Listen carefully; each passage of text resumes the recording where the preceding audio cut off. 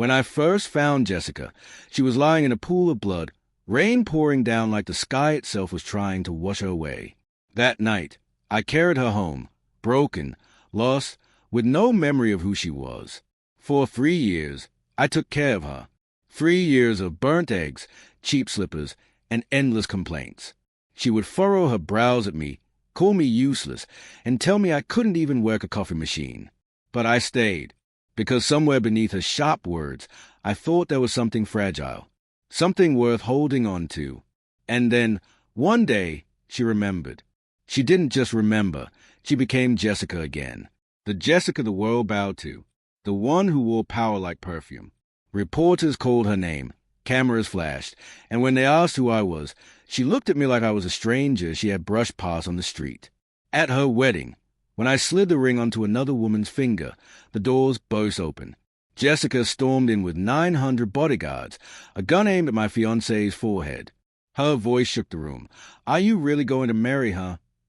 I stood tall, shielding the woman beside me, and answered the only truth left between us.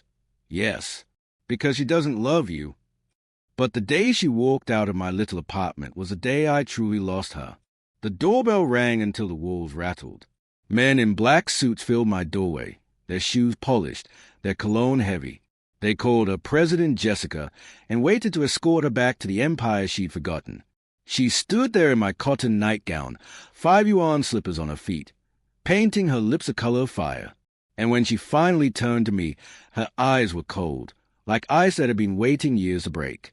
She offered me money for my trouble, called me her caretaker, not her love, even corrected me when I called her Jessie. It's Jessica, or better yet, President Jessica.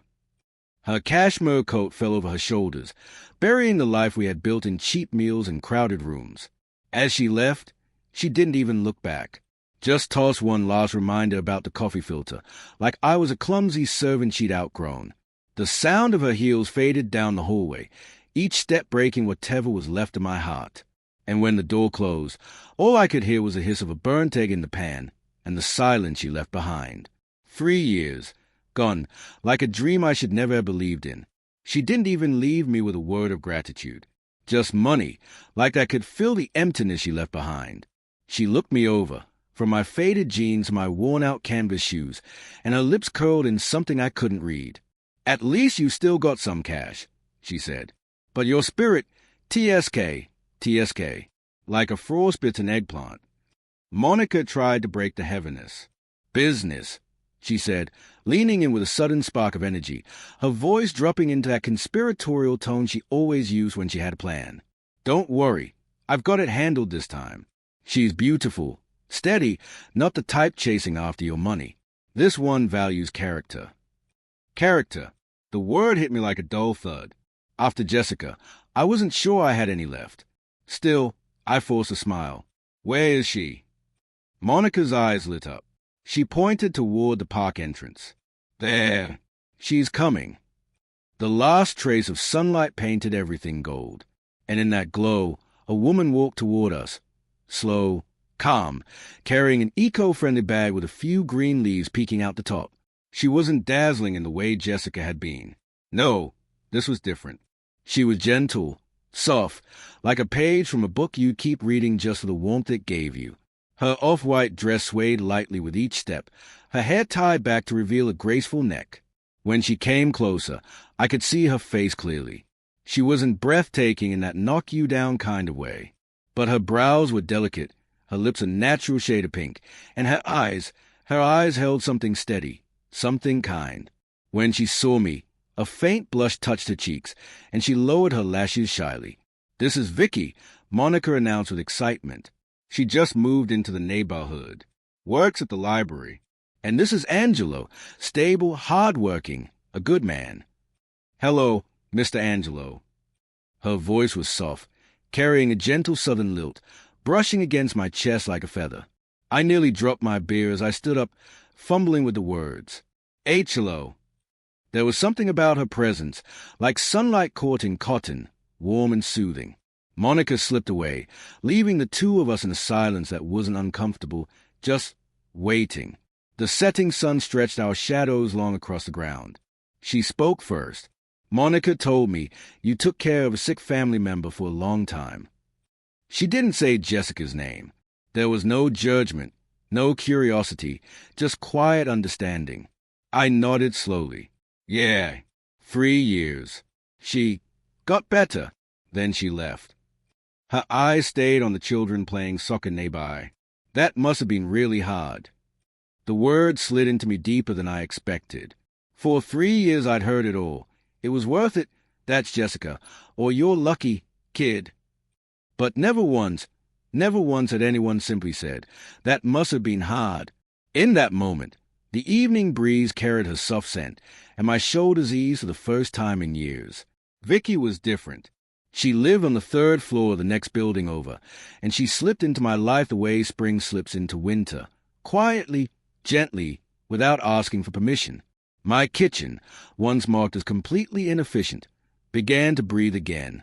On nights when I worked too late and found nothing in the fridge, Vicky would knock with a steaming bowl of noodles, fine white strands topped with a golden egg, green onions scattered like confetti. Try it, she'd say with a soft smile. I saw your light on. Thought you might be hungry. At first, I tried to pay her back. She'd laugh it off, dimples curving her cheeks. We're neighbors. It's just noodles. Besides, eating with someone else always tastes better. And in the glow of the kitchen light, her lashes cast shadows on her cheeks, her eyes filled with warmth. She seemed to know how to fix everything.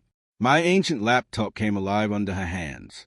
My bookshelf, once a mess of dust and chaos, stood neat and orderly.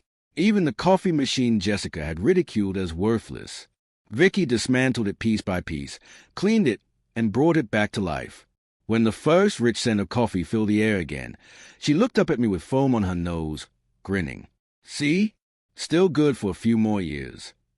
That smile, it wasn't mocking, it wasn't superior. It was soft, like water breaking through the cracks in ice. On weekends, she dragged me to the grocery store. I trailed behind with the cart, watching her fingertips brush the fruit, her face serious as she weighed each choice. She slipped blueberries into the cart with a simple explanation. They are perfect this season. Best for jam or mixing with yogurt. Then ribs. They're on sale today. Every small moment with her felt like this, ordinary, but alive. At the checkout, I hurried to scan and pay, fumbling with the heavy bags. Vicky didn't say a word. She just reached out, almost naturally, and took 2 of them from my hands. Her fingers brushed lightly against mine, cool, a little rough with faint calluses, and in that small, ordinary touch, something shifted. I'll help carry some. Looks heavy, she said casually, like it was the simplest thing in the world. The supermarket noise, the beeping registers, the chatter of the crowd, seemed to fade. All I could hear was a rustle of the plastic bags and her quiet, steady breathing as she walked beside me. The setting sun stretched our shadows close together on the pavement, and from that fleeting touch, a calm warmth began to spread through me, something I hadn't felt in a very long time.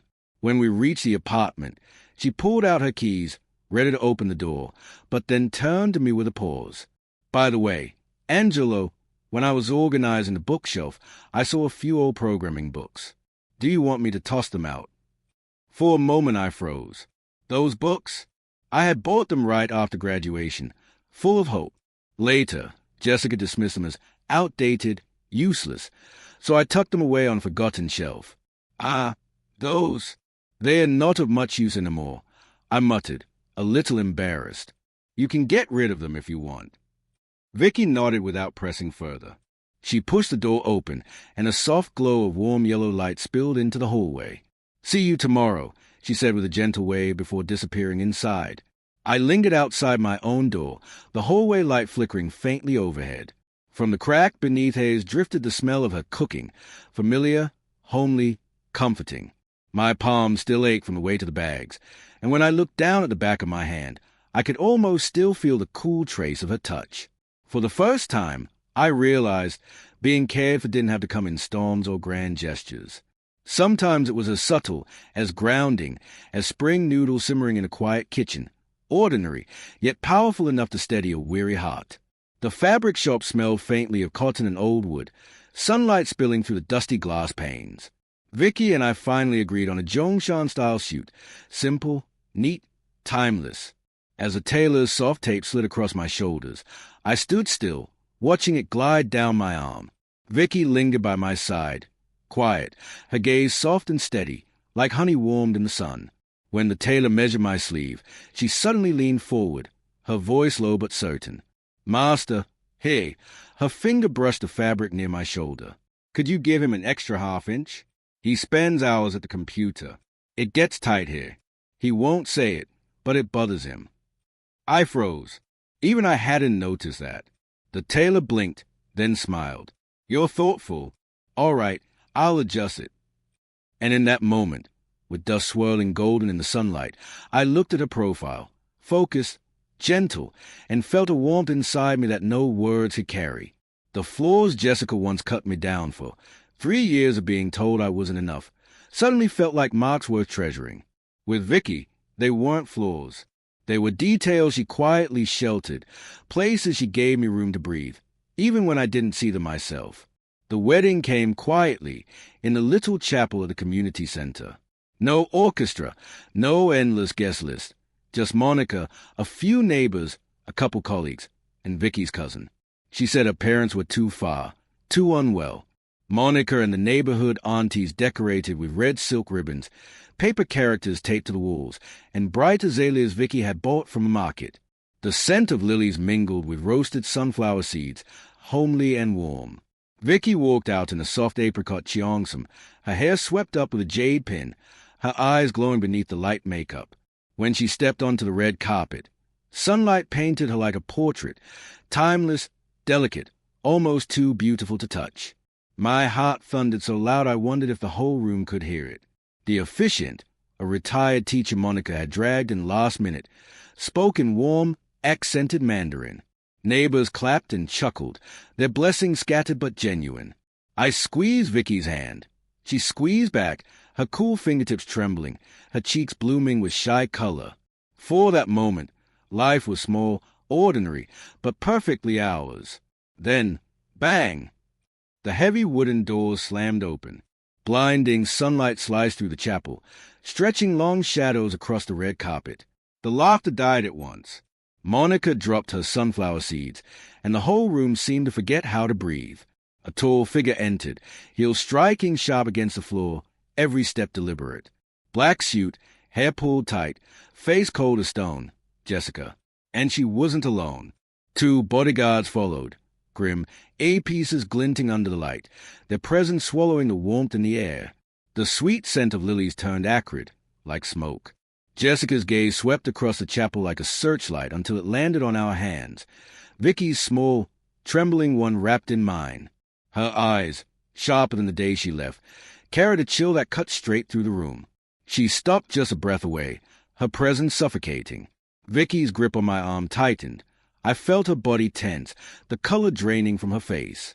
Jessica tilted her head, a smile curling that wasn't a smile at all. "Angelo," she said, voice low, metal cold. "Your taste in women hasn't changed in 10 years. How disappointing." Her gaze flicked, and one of the bodyguards moved instantly. His hand clamped around Vicky's wrist like iron. She gasped, yanked off balance, her skin reddening under his grip. "Let go of her." My vision went hot, blood pounding in my ears. I lunged, only to be blocked by the other guard, towering, immovable. Jessica didn't even look at me. She leaned closer to Vicky, her shadow falling across her pale face, and whispered, soft enough to sound intimate, sharp, enough to wound. Her word cut through the chapel like shards of glass. "Miss Vicky, or should I say, Nightingale, you've been hiding by his side for so long. Must be exhausting. And that little wedding gift you promised, the falling star system's core architecture, I'm afraid it won't be delivered after all." The name hit me like 2 bullets, straight to the skull. Nightingale. Falling Star. Falling Star wasn't just any project. It was Jessica's company's crown jewel, the AI system that had stunned the entire industry, guarded tighter than a state secret. And now, suddenly, Vicky's face, pale as paper, trembling in the grip of a bodyguard, her forehead dripping with cold sweat. The warmth I always knew in her eyes had shattered into fear, disbelief, and something was hopelessness. "No, it's not like that," she stammered, struggling against the man's iron grip. Her wrists burned red, bruises blooming under his hand. "Angelo, listen to me. Please, just listen." But Jessica's shadow fell over her voice dripping with venom. "Do you want to tell him? How you schemed to get close, how you used his programmer's identity to pry open even the smallest cracks in Falling Star, how your innocent little face was nothing more than a mask." Each word was a lash, tearing through every fragile memory I held of Vicky. The spring noodles, the laptop she fixed, the quiet comfort of her voice during our suit fitting, all of it now poisoned, tainted with the possibility of a lie. I never meant to hurt him. Vicky's tears streamed down her cheeks, her voice raw and desperate. "Angelo, I truly care about you." Jessica's laugh was a blade in the silence. "What's the worth of Nightingale's true feelings? Isn't the rule of your little deep web circle that the end justifies a means? Even using your body, even using your heart." She flicked her fingers, and a bodyguard handed her a slim envelope. Jessica waved it with casual cruelty. "Hey, encrypted screenshots, every file you pass along, login traces, even the real identity of your so-called cousin. Shall I read them aloud? Let your husband see the truth." The chapel turned to stone. Neighbors froze in disbelief. Monica's hand flew to her mouth, and the only sound was Vicky's muffled sobs echoing through the air. I couldn't move. My body was nailed to the red carpet, my mind tearing itself apart between Jessica's icy words and Vicky's pleading eyes. Trust, once so fragile, collapsed in an instant. I looked at her bruised wrist, her tear-streaked face, and my chest felt crushed, like someone's invisible hand was squeezing the life out of me. "Why?" My voice came out hoarse, broken. "Why me?" Her sobbing stilled. Slowly, Vicky lifted her gaze through the blur of tears, her lips trembling as she whispered, "Because only by your side, I feel like a person." The words cut through me like a faint current of light breaking the storm. But Jessica snuffed it out with a mocking clap. "How touching. Too bad it's far too late." Her cold eyes turned on me. "Angelo, see it clearly now. This is a woman you chose, an enemy spy, a liar who will drag you into ruin. Come back to me. This farce is over." Her bodyguards released Vicky. She collapsed, clutching her bruised wrist, her cheongsum smeared with dust like a magnolia flower beaten down by the storm. Her eyes clung to mine, sorrowful, pleading, terrified of the judgment she knew was coming. Around us, the chapel was littered with traces of a wedding that would never be. Sunflower seed shells scattered across the floor, cheap candy wrappers glinting under the harsh white lights. The lily's sweet fragrance was now drowned by the acrid sting of gunpowder in the air. And there I stood, trapped between two women.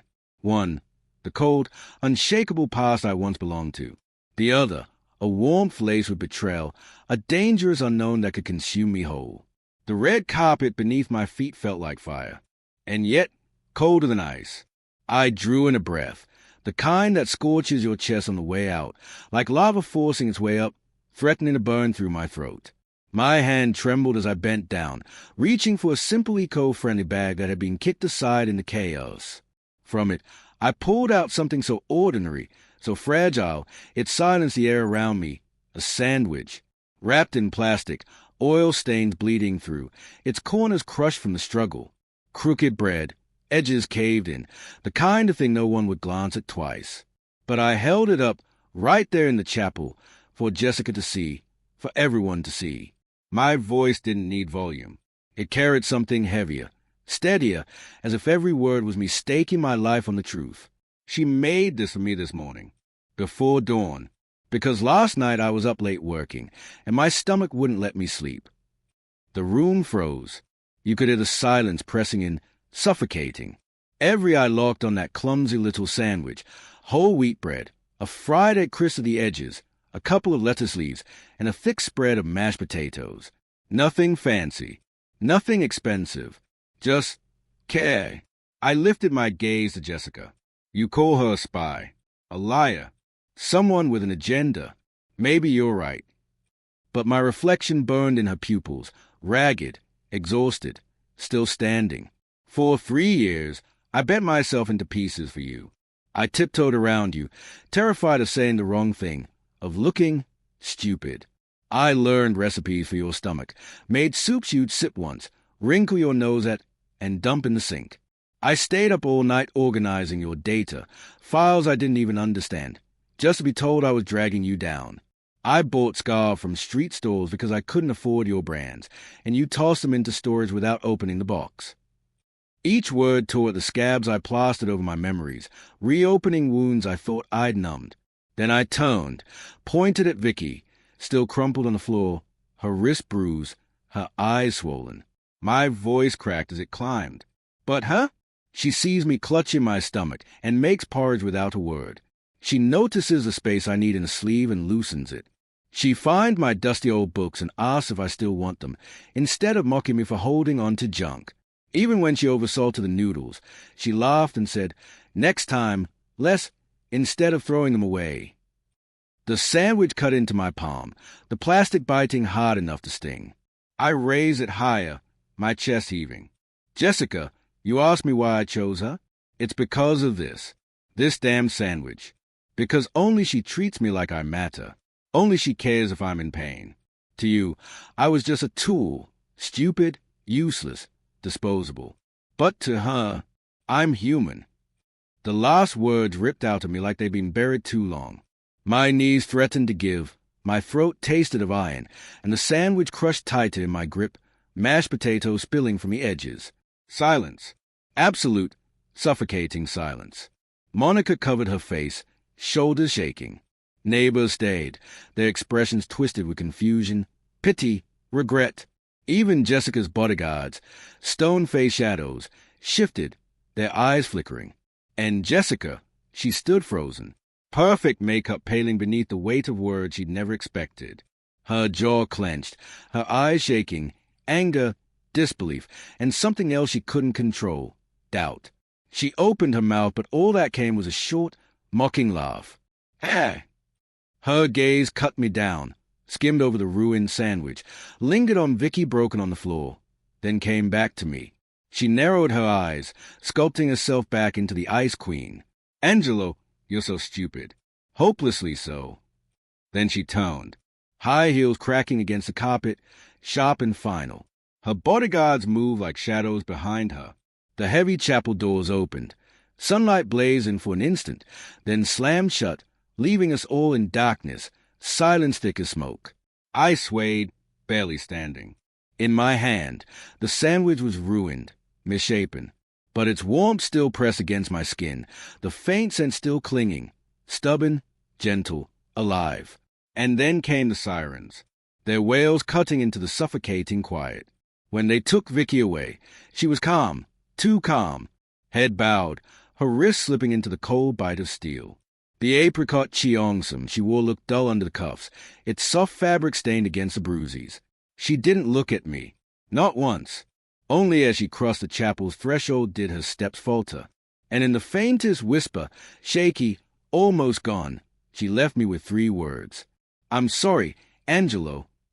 Her voice barely rose above a sigh, so fragile it seemed to dissolve into the air. Monica and the neighbors closing around me, their words soft, their faces etched with sympathy, relief still lingering in their eyes. I moved like a puppet, nodding, responding, but inside, nothing. My mind was a blank canvas smeared with chalk. The chapel, once carefully arranged, a place meant for vows and celebration, was nothing but wreckage now. Red paper scraps littered the floor, crushed candy stuck to the tiles, chairs toppled like forgotten soldiers. It looked less like a wedding and more like the ruins of a cruel farce. In the days that followed, I locked myself away in my cramped little rental. 50 square meters of silence. Curtains drawn tight. Lights shut out, the outside world muffled. My phone lit up again and again with Monica's messages, with work asking when I'd be back. I couldn't bring myself to answer. Instead, I stared at the ceiling, replaying it all on an endless loop. Jessica's cold eyes, the bodyguard's iron grip, Vicky's tears, the misshapen sandwich crushed in my hand. The truth cut through me like a blunt knife, slow, merciless. The investigation confirmed it all. Jessica hadn't been lying. Vicky, no, Nightingale, was part of Deep Web, a shadowy espionage network. Her mission had been simple: use me, a peripheral programmer, as a doorway to the Falling Star Project. The coincidental laptop repairs, the glimpses of files, even my late-night complaints, all of it fed into her puzzle. And her so-called cousin? Nothing more than her handler. The evidence was undeniable. I staggered into the bathroom, nausea clawing at me, but nothing came out. The mirror stared back with a stranger's face, pale, gaunt, eyes hollowed into shadows. Anger, humiliation, despair, all twisted together, threatening to split me apart. Yet even in the storm of betrayal, other memories fought their way through. Her eyes lighting up as she fixed the coffee machine. The quiet murmur of half an inch wider during the suit fitting. The way her smile bloomed when I asked her to marry me. Steam from the hot pot fogging the air around us. Were all those moments lies too? When the police officer came for my final statement, his face carried the weight of too many cases. He shut his notebook, sighed, and said gently, "Mr. Angelo, I know this is hard, but hunters sometimes blur their roles so deep they become prey themselves. They fool even their own hearts." His voice faltered, just slightly. That girl, Nightingale, she broke down in the later interrogations. She kept repeating one thing. I sat upright, my chest tightening. The officer met my eyes. She said, "That bowl of noodles was real." The words dropped into me like stones into still water, sending ripples across the frozen surface of my heart. Anger, sorrow, disbelief, all tangled together. But beneath them, a sliver of something else. A bewilderment I couldn't shake. Time dragged me forward, dulling the blade without ever healing the wound.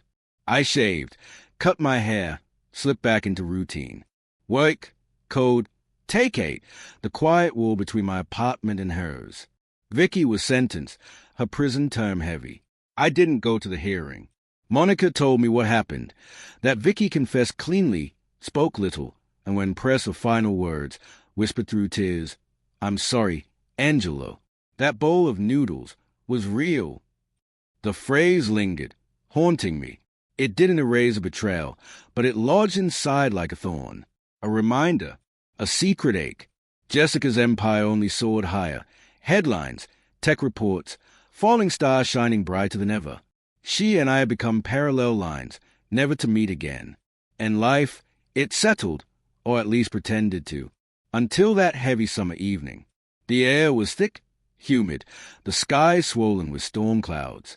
I left the office exhausted, stomach aching from another lousy meal.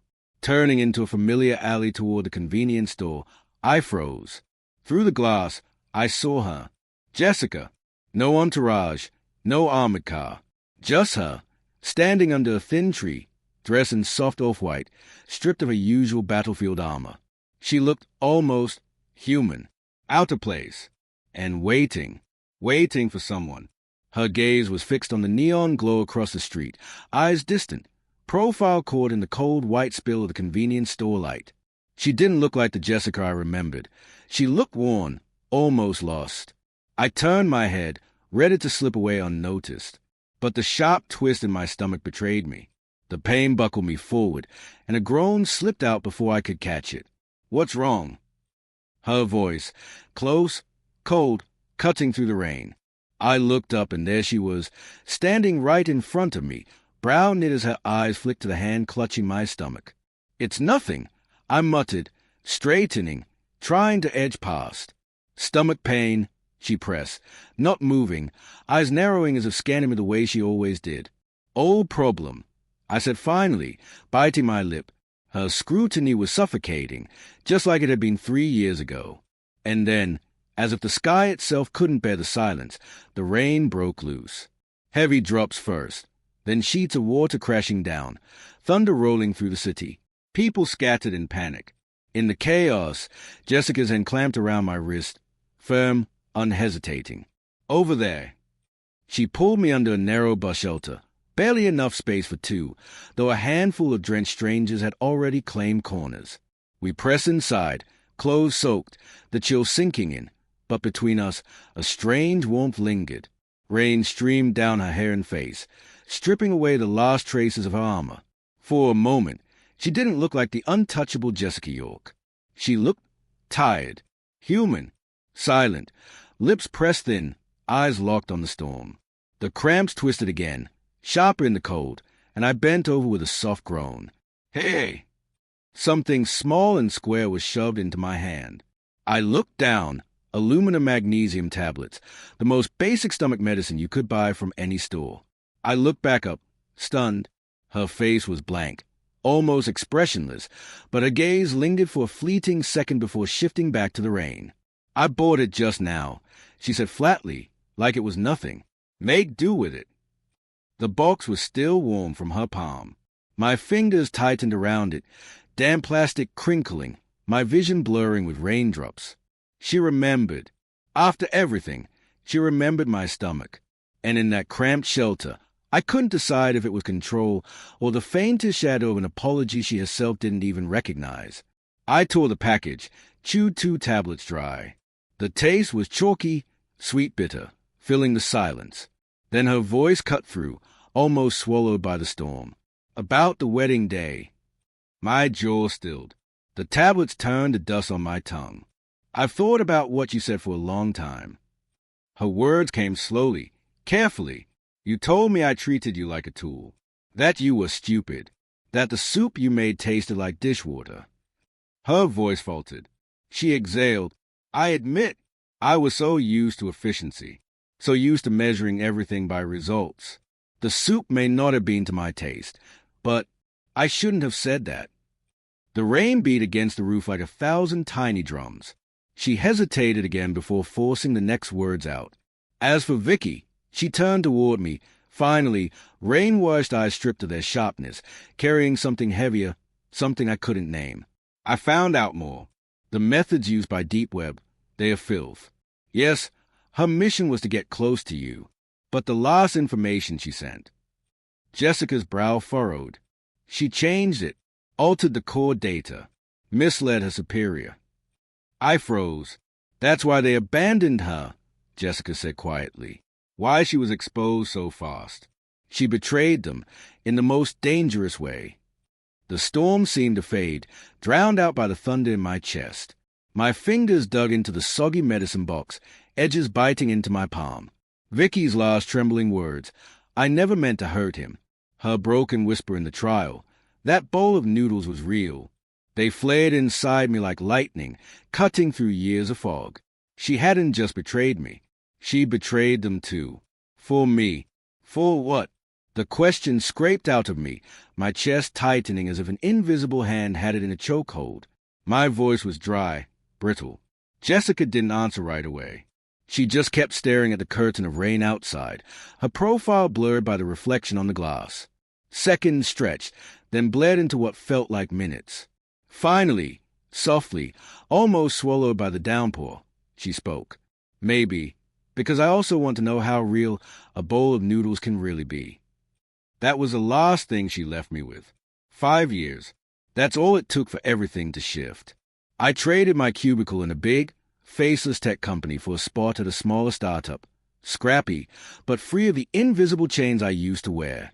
I moved into a new neighborhood, one where the streets didn't echo with ghosts of the past. The stomach pains that once kept me doubled over, they almost never came anymore. And Vicky, along with that chaotic wedding, was pushed so deep into my memory it almost felt like a dream. Almost. Because every now and then, on a quiet night or walking past a food store, I'd catch the scent of broth and noodles, and a dull ache would pulse through me. Not sharp anymore, just lingering. Monica still mentioned her sometimes, but only in passing, like an afterthought quickly swept aside as she eagerly tried to set me up with someone new. I always smiled, always declined. Jessica, though, she never really disappeared. She was still out there, still untouchable, her name headlining business magazines, her empire expanding. But her personal life vanished from the spotlight. She became like a planet in another orbit, distant, dazzling, untouchable. That storm, that bitter rain, that cheap box of medicine, her strange, fragile words about noodles, they had all dissolved into a damp blur of memory. Until that autumn, the sky was washed clean, impossibly blue. The air carried that crispness only late fall brings, and for the first time in months, I felt the tightness in my chest ease.